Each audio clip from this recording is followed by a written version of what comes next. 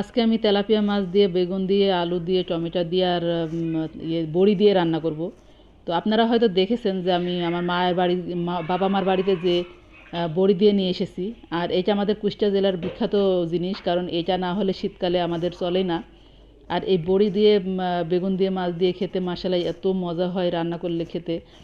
সাথে জুকিনি রান্না করব, তো সেটাও কুচে ধুয়ে রেডি করে নিয়েছি, সব কিছুই কুচে ধুয়ে রেডি করে নিয়েছি। আর এখানে মশলা করেছি সরিষা, জিরা, পেঁয়াজ আর কাঁচামরিচ। তো প্রথমে আমি বড়িটা ভেজে নিব তেল দিয়ে। আসসালামু আলাইকুম বন্ধুরা, দূরের এবং কাছের, দেশে এবং দেশের বাইরে যে যেখানে আছেন, আশা করি আল্লাহর রহমতে আপনারা সবাই ভালো আছেন।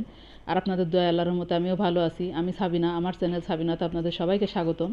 আর আমার চ্যানেল সাবিনাতে নতুন এক ভিডিও নিয়ে আপনাদের মাঝে হাজির হলাম। তো বড়িটা আমি লাল করে ভেজে নিয়েছি তেল দিয়ে। আমি তেলটা অফ ক্যামেরায় দিয়েছিলাম। তো আমি কড়ার ভিতরে তেল দিয়ে আমি মাছটা ভেজে নিচ্ছি, কারণ বড়িটা ভেজে আমি উঠিয়ে নিয়েছি। আর কুমড়োর এই বড়িটা তেল দিয়েই ভাজে, আর তেল দিয়ে না ভাজলে পরে ভালো লাগে না খেতে। তো আমার মাছটা ভাজা হয়ে গেছে, তো আমি উঠিয়ে নিয়ে ওই তেলের মধ্যে আর একটু তেল দিয়ে পেঁয়াজ দিয়ে দিলাম। আর এবার আমি মশলাটাও দিয়ে দিচ্ছি।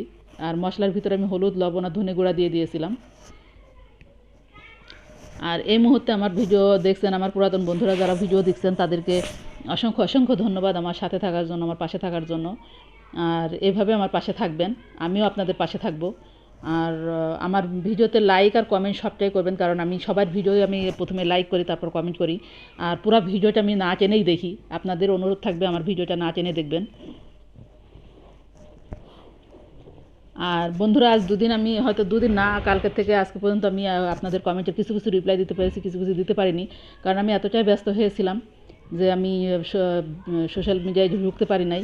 কারণ আমার বাসায় মেহমান ছিল, আমি মেহমানদারি করতে যেয়ে আমি ঢুকতে পারি নাই। তো আমি এখন ঢুকে আমি সব কয়টা ভিডিও কমেন্টে লাইকও করছি এবং তাদেরকে ভিজিটও করছি তাদের চ্যানেলে যেয়ে।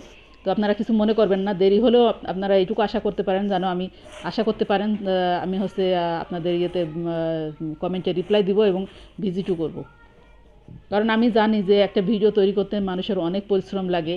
আর একটা ভিডিও বানাতে কতটা পরিশ্রম লাগে, কতটা কষ্ট হয়, কতটা খাটনি হয়, সেটা আমার আমার মতো যারা আছেন, যারা এই এই ইয়েতে আছেন, সোশ্যাল মিডিয়ায় আছেন, তারা সবাই বুঝবেন আর সবাই জানবেন। তো আমি কারোর পরিশ্রমকে বৃথা যেতে দিতে চাই না, কারণ আমার ছোট্ট একটা লাইক, ছোট্ট একটা কমেন্ট আর ভিউজে তাদের আপনাদের যদি ভালো হয়, তাহলে আমি সেটা করতে পিছু পা হব না। আর সেটা আমি করার জন্য চেষ্টাও করি। তো আপনাদের কাছে আমার অনুরোধ থাকবে যেন আমার এই কষ্টের ফলটাও আপনারা দেন।